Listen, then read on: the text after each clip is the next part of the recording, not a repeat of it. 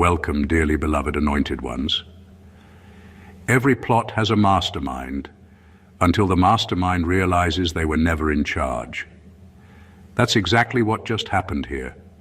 Your ex thought they were the player. Turns out they were the piece.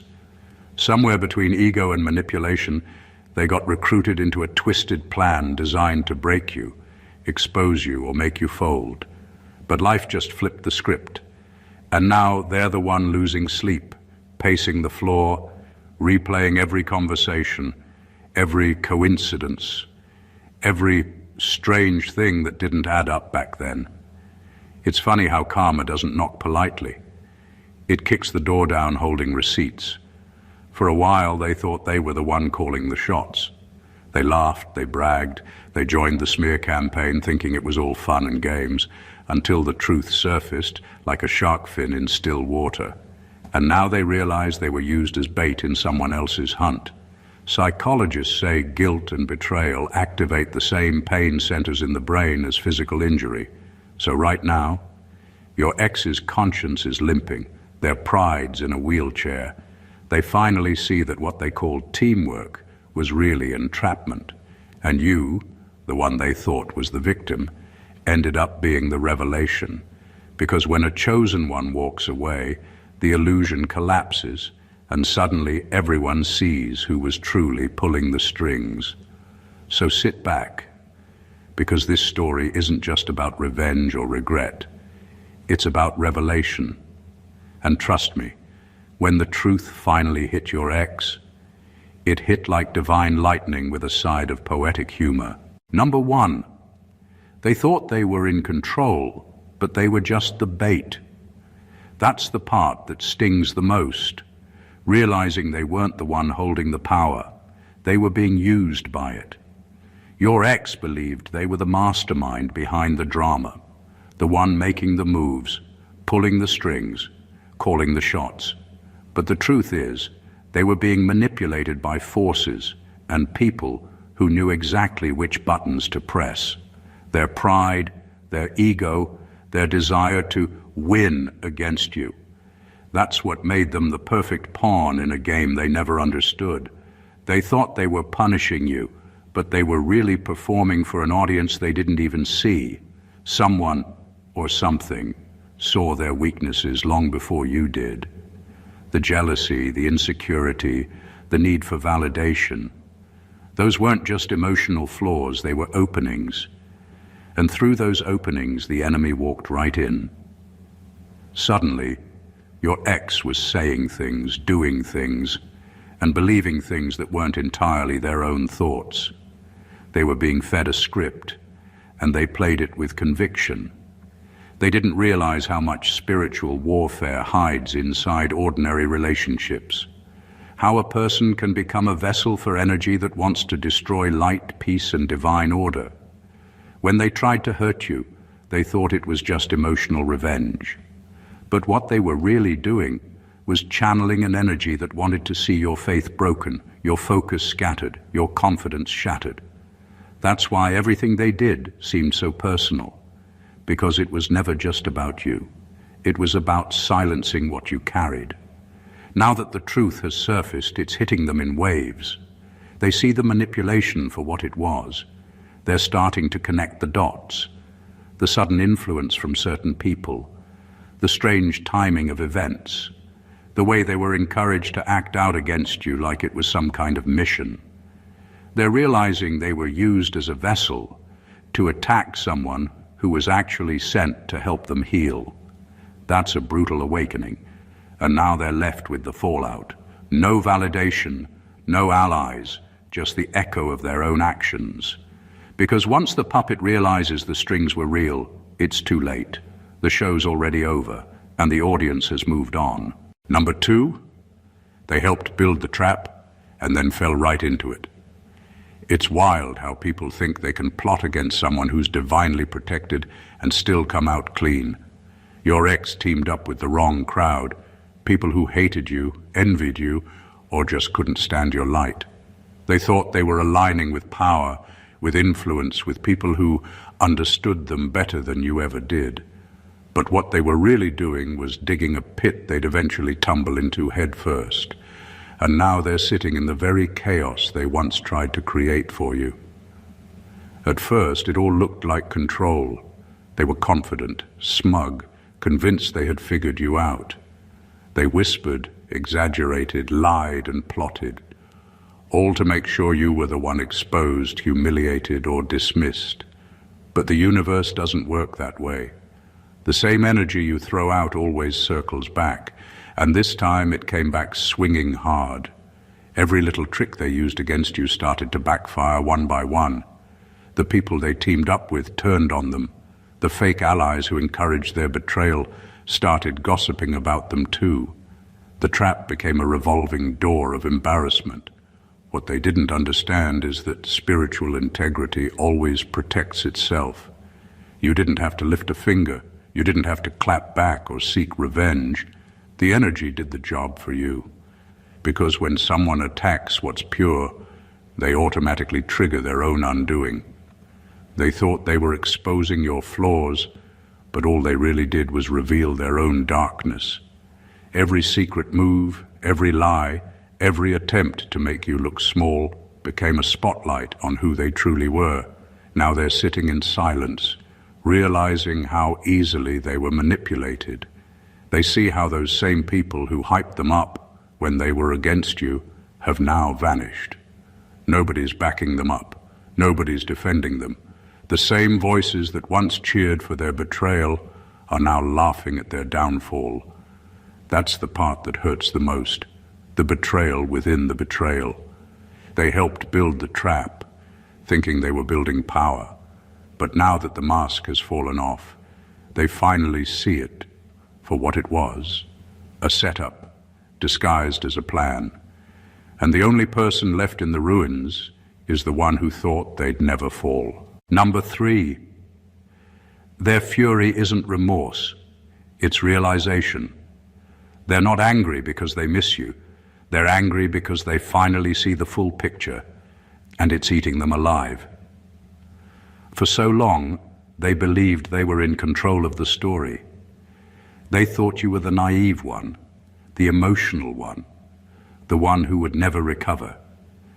But now that the truth has surfaced, they realized they weren't the mastermind. They were the puppet. They were manipulated, played, and used as a tool to destroy someone who was only ever genuine with them. That's not an easy truth to live with. The anger they feel now isn't sadness, it's shock. Their pride is shattered because they see how blind they were. They were convinced that turning on you was a power move. They thought they were choosing freedom, independence, or even justice. But now they understand that they were being fed lies and half-truths by people who wanted to see you both divided. And in trying to hurt you, they became the very weapon that wounded themselves.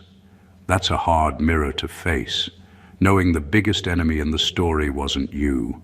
It was the version of themselves that believed the manipulation. You've probably noticed how people like that rarely apologize right away.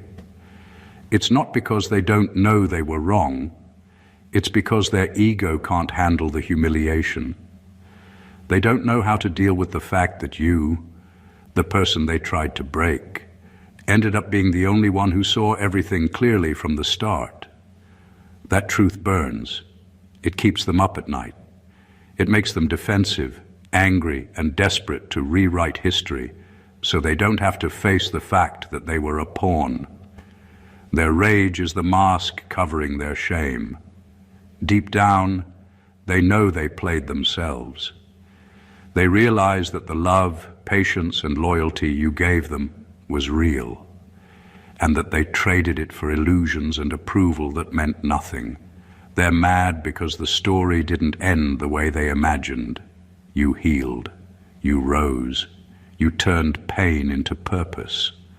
Meanwhile, they're stuck in a loop of regret, trying to cope with the fact that they destroyed something pure, not because they wanted to, but because they were too blind to see they were being used all along. Number 4, the spiritual contract has expired, and they can feel it deep in their bones. For a long time, your connection wasn't just emotional, it was energetic. They were drawing from your peace, your patience, your light. Every time they came around you, even when they were pretending not to care, they were absorbing your calm and stability. You were their silent source of balance in a life full of chaos. But when that divine link got severed, everything they were borrowing from you vanished. And now their spirit is reacting like someone going through withdrawal. That's why they can't sit still. That's why sleep feels foreign and peace feels impossible. When a chosen one detaches, it's not like a breakup. It's a spiritual eviction. You removed access to a frequency they didn't even realize they were depending on. The truth is, they weren't in love with you as much as they were addicted to your energy. They mistook divine nourishment for control. They thought they could mock, drain, and disrespect you while still feeding off your light. But the moment God said, "That connection is over," the spiritual umbilical cord was cut, and they were left gasping for the same energy they once took for granted. They don't understand why nothing feels right anymore. The things that used to excite them now feel dull. The distractions that once filled their emptiness don't hit the same. They feel drained, but it's not from you. It's from the absence of you. That's the side effect of mishandling divine energy. Once you lose it, nothing else can replace it. You were the peace in their storm, but they mistook your stillness for weakness. Now they're realizing your silence was sacred, not submissive. When God ends a spiritual contract, He doesn't send a warning email. He just shifts the atmosphere. Suddenly they can't access you emotionally, mentally, or spiritually. Their messages don't land the same. Their presence no longer affects you. They can sense the wall, and it terrifies them because they've never felt powerless before. The connection that once nourished their ego has turned into a void they can't fill. And now they're learning the hardest truth of all, that losing a chosen one isn't just emotional loss. It's spiritual famine. Number 5, they mocked your discernment until it exposed their darkness. They laughed at your instincts, dismissed your warnings, and twisted your intuition into an insult. You were labeled too sensitive, too emotional, or crazy, all because you sensed what they were trying to hide. But now, the very things you tried to warn them about are unfolding right in front of them. Every paranoid comment you made was actually prophetic. Every uncomfortable feeling you couldn't explain was a divine nudge trying to protect both of you.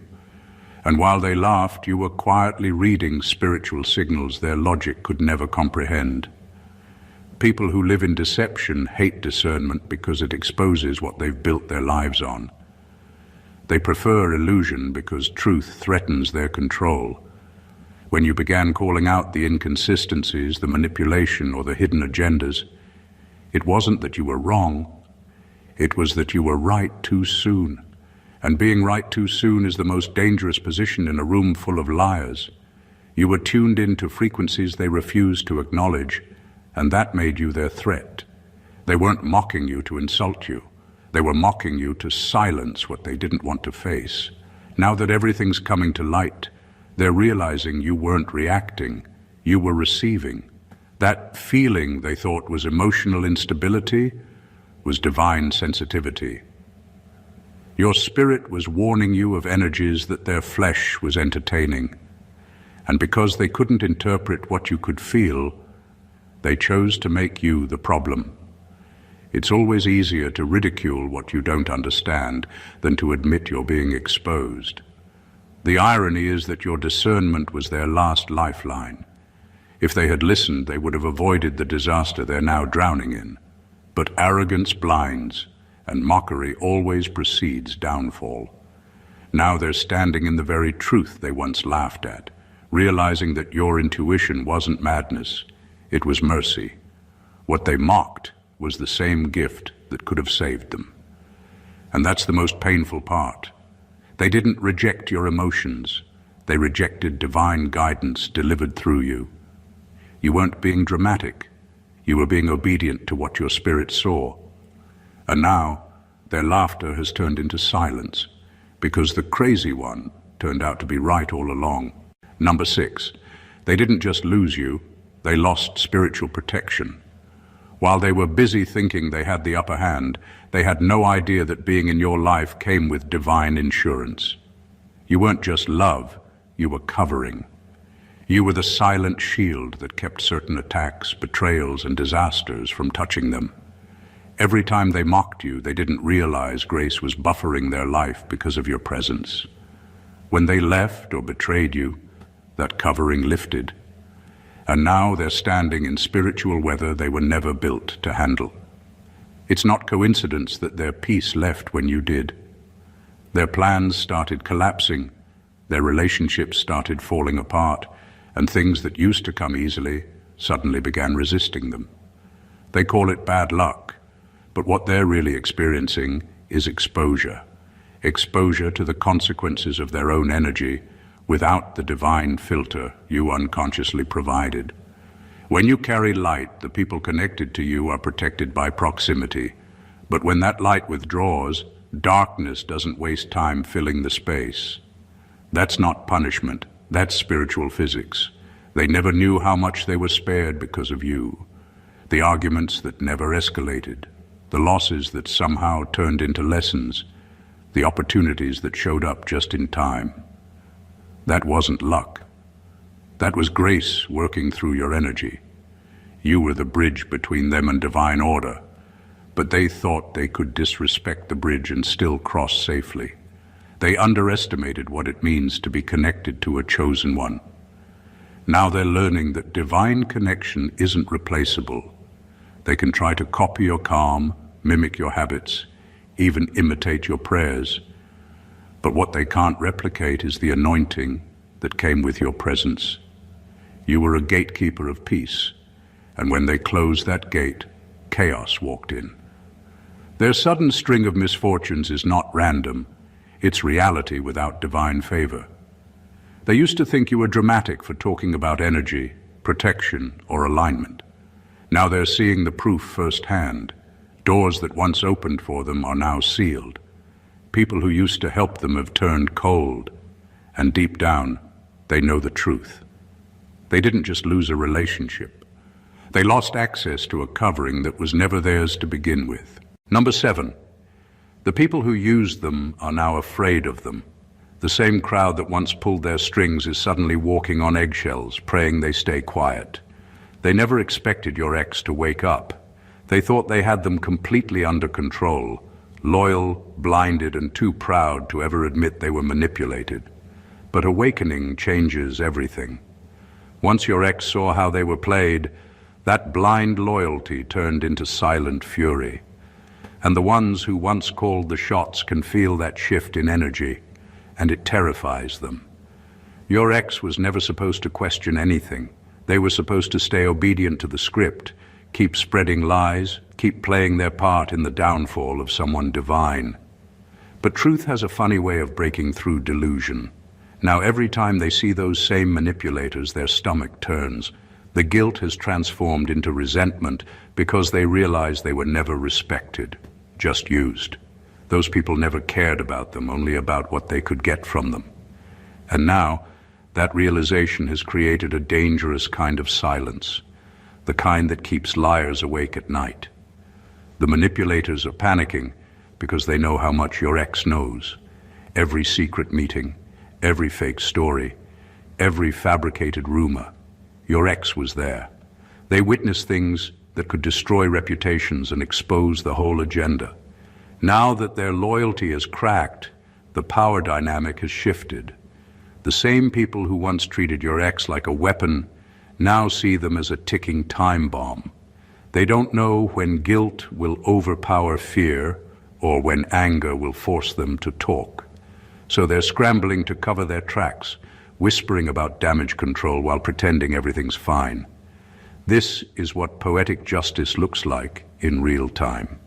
They built their empire on deceit, and now it's crumbling from the inside. Your ex has become the reflection they can't manipulate anymore, a reminder of their own corruption. What they created in arrogance is now turning on them in truth. And though your ex was once the pawn, they now hold the most dangerous position of all, the one who knows everything and has nothing left to lose. Number 8, they realized you were the test they failed. It wasn't just a relationship. It was a divine setup to reveal their true character. You were sent into their life as a mirror, not a mistake. Everything about your presence was meant to awaken something higher in them. Honesty, humility, compassion, accountability. But instead of rising to meet that frequency, they chose ego, manipulation, and pride. You didn't come to destroy them, you came to develop them. Yet their inability to recognize the sacred in you became the very reason they fell.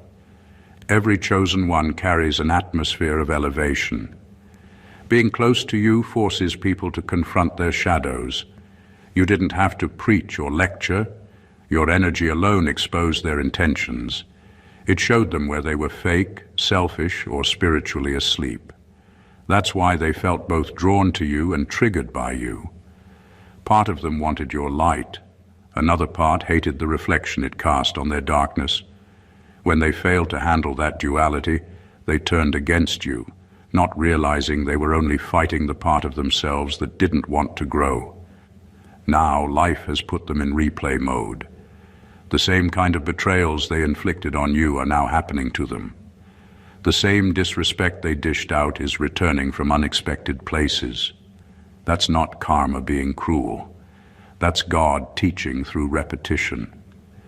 When a person fails a spiritual test, the universe doesn't punish them. It gives them endless retakes until they understand the lesson. But the painful part is every retake comes with heavier consequences. They thought losing you was just losing a person, but it was really losing their promotion in spirit. You were their opportunity to evolve, to learn how to love without agenda, to walk in truth instead of manipulation. They didn't realize that loving a chosen one is an exam you can't cheat on, because the energy itself grades your heart in real time. Now they're sitting in the aftermath, watching cycles repeat, wondering why peace keeps slipping through their fingers. The truth is simple. They met divine opportunity and mistook it for ordinary love. They failed the test not because they didn't love you, but because they refused to learn from you. And until that lesson sinks in, life will keep giving them pop quizzes in the form of pain. Number 9, their karma is psychological, not just situational.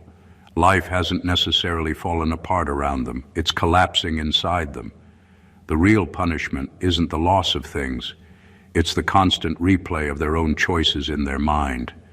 They're haunted not by spirits, but by clarity. Every word they twisted, every manipulation they justified, every betrayal they told themselves was no big deal, now echoes back with meaning they can't unhear. The same lies they once used to sleep at night are now the very thoughts keeping them awake.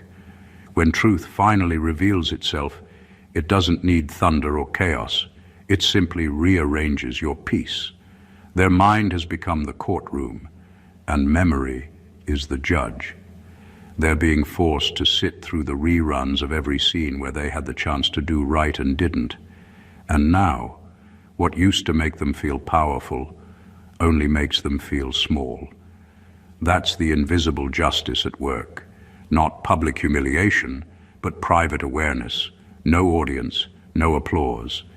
Just a restless conscience that won't turn off.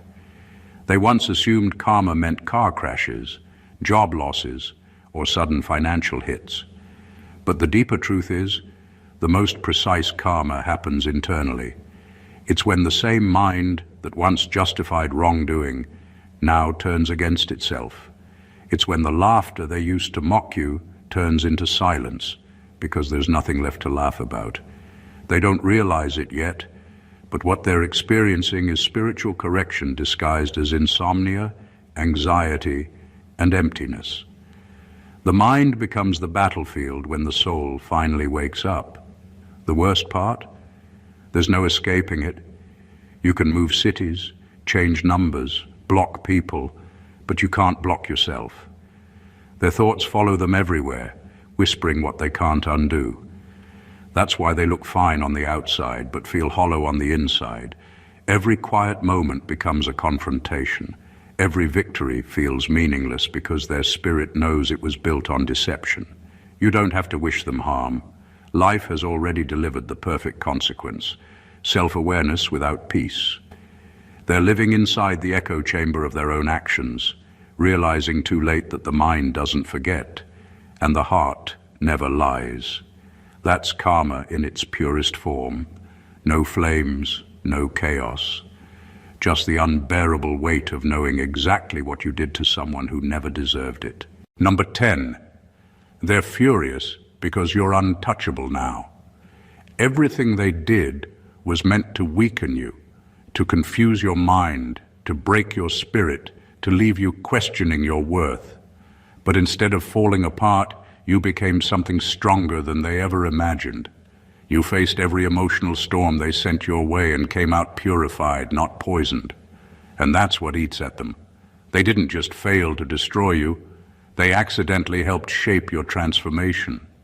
Your healing rewrote the story they tried to control, and now they're stuck watching the version of you that no longer needs their validation or approval. They're angry because they can't access you the same way anymore. They used to know exactly which words could trigger you, what buttons to press and what silence to weaponize. But now none of their tactics work. You've detached emotionally and spiritually, and their manipulation bounces off you like a dull blade. It's infuriating for them because their power depended entirely on your reaction. They were never strong. You were just empathetic. Once you stopped feeding the connection with energy and attention, they lost the illusion of control. You've become a mirror they can't distort. Every time they look at you, they see their own failure reflected back.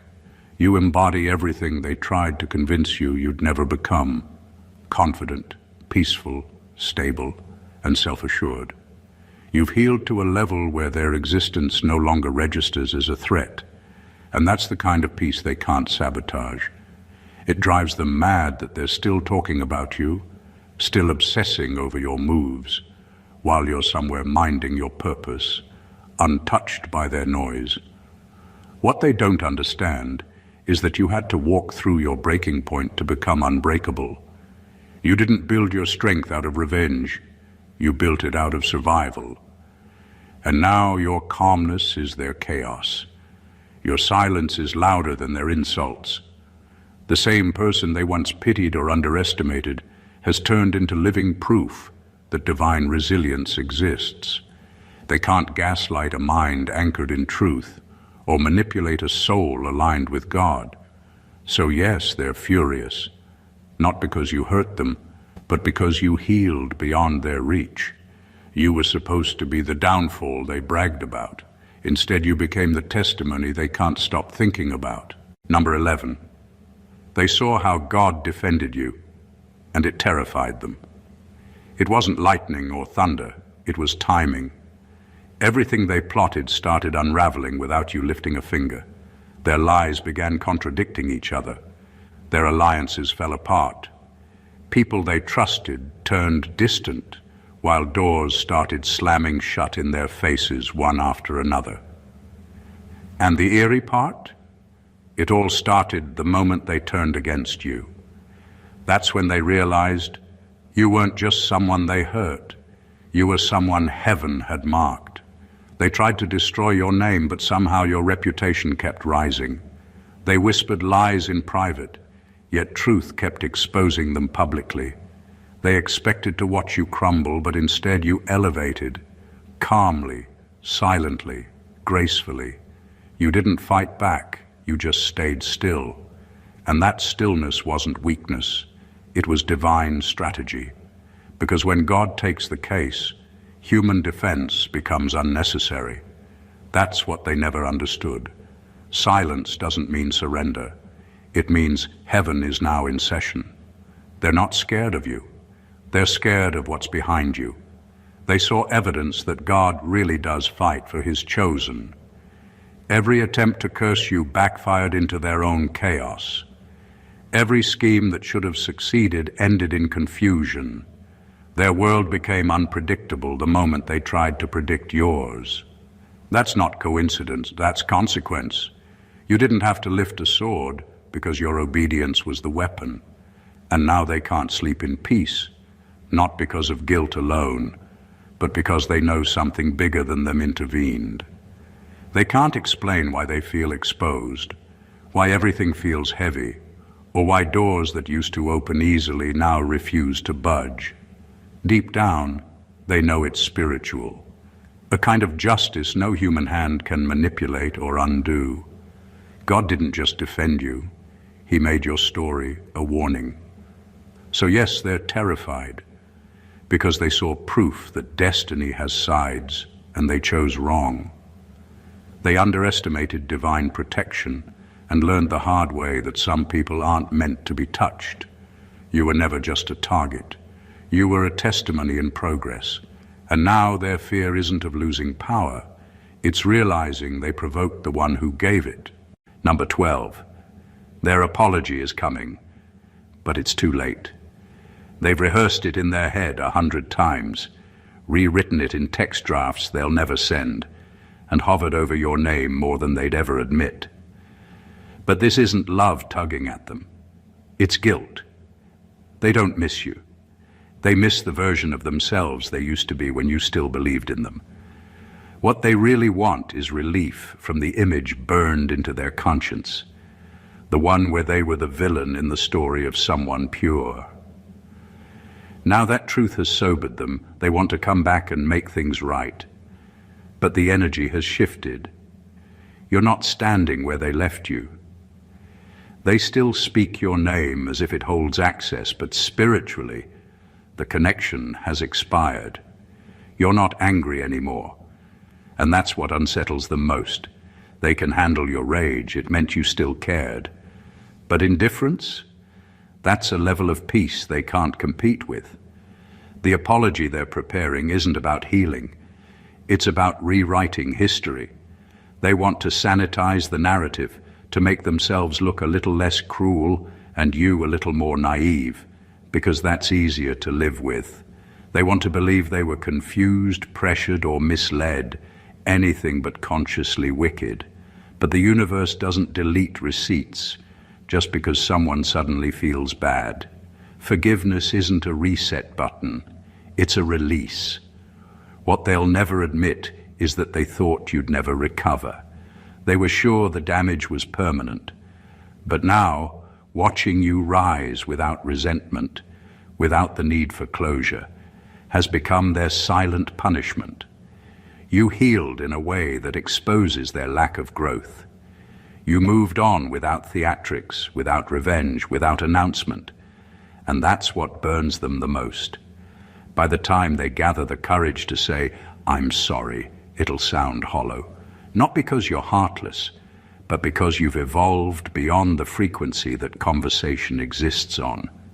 You've forgiven them, but not for them, for yourself. And in doing so, you made peace with something they're still running from. The truth that redemption without responsibility is just performance, and their stage is empty now.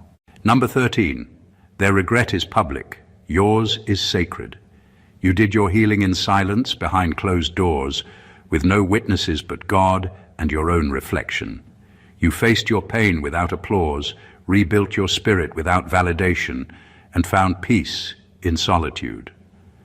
Meanwhile, they turned your suffering into a stage play. They wanted everyone to see you broken, confused, and defeated. They wanted to be praised for moving on while you were still bleeding. But divine timing has a way of flipping scripts in a way no audience ever expects.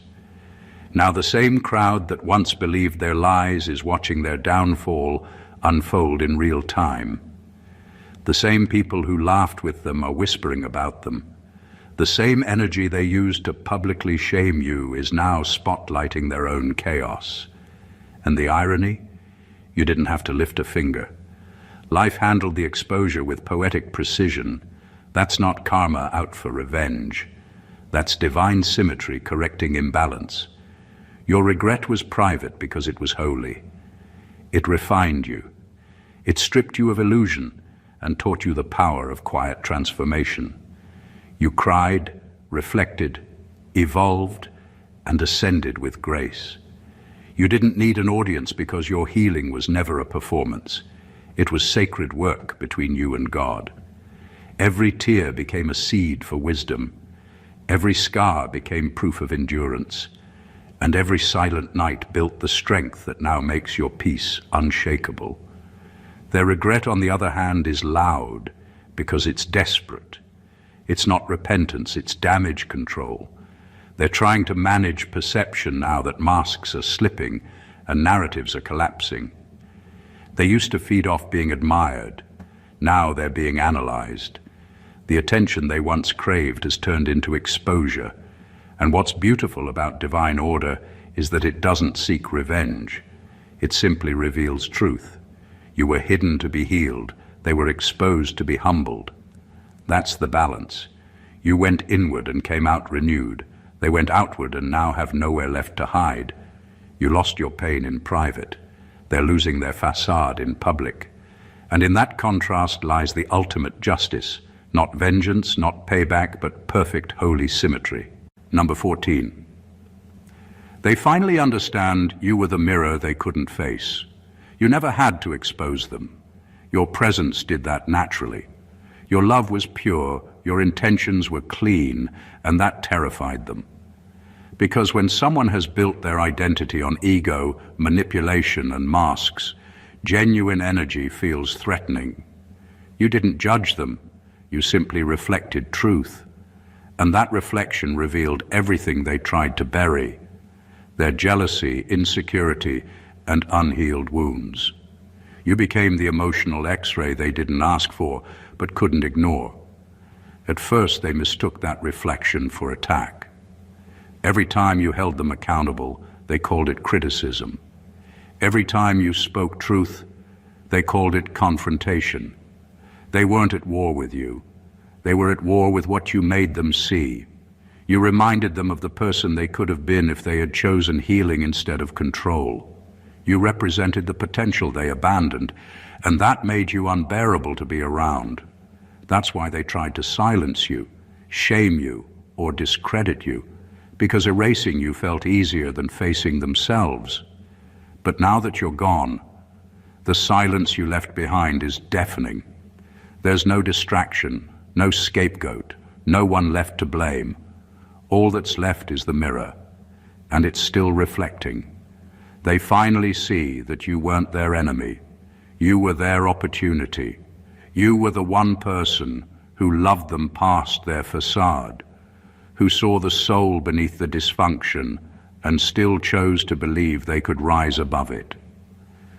That kind of love doesn't come twice in a lifetime. They thought it was ordinary, but now they know it was divine. And that's what haunts them. Not your absence, but what your presence revealed. They finally understand that losing you wasn't just losing a partner. It was losing their reflection of truth, their last chance to evolve. When a chosen one exits, illusions collapse. Masks stop fitting. Their world doesn't feel stable anymore because you were the light that kept it from crumbling. Now that you're gone, they see everything clearly. But clarity without redemption is torment. Their punishment isn't your revenge, it's their realization. You were never the threat. You were the truth. And now, they'll spend a lifetime wishing they hadn't destroyed the only mirror that ever showed them who they really were. In the end, everything came full circle, just as it was meant to. Every betrayal that once felt like chaos was actually divine choreography. What looked like loss was really liberation in disguise. They thought they were orchestrating your downfall, but heaven was using their deception to build your discernment. You weren't broken, you were being rebuilt. You weren't rejected, you were being redirected. And now, as truth continues to surface, everyone who played a role in your pain is learning that God doesn't lose cases. He only takes his time. Your ex is now standing in the ruins of the illusion they helped create. The same hands that threw stones are now trembling with remorse. The same tongue that mocked your faith is now whispering your name in guilt. They finally understand that you weren't just another person. You were a divine assignment. They mishandled a chosen one, and that carries consequences words can't reverse. Every plot, every smear, every act of manipulation has ricocheted back, not as punishment, but as revelation.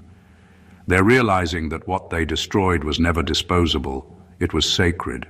And you've risen from the ashes, not bitter, not vengeful, but wiser.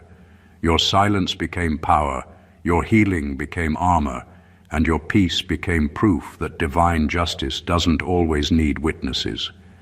It just needs patience. You've become living evidence that when God defends his own, he doesn't just restore what was lost, he upgrades it.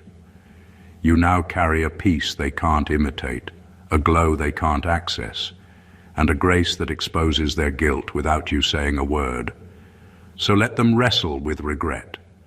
Let them face the reflection they once ran from, because what they now call karma is really clarity, and it's the one thing they can't escape.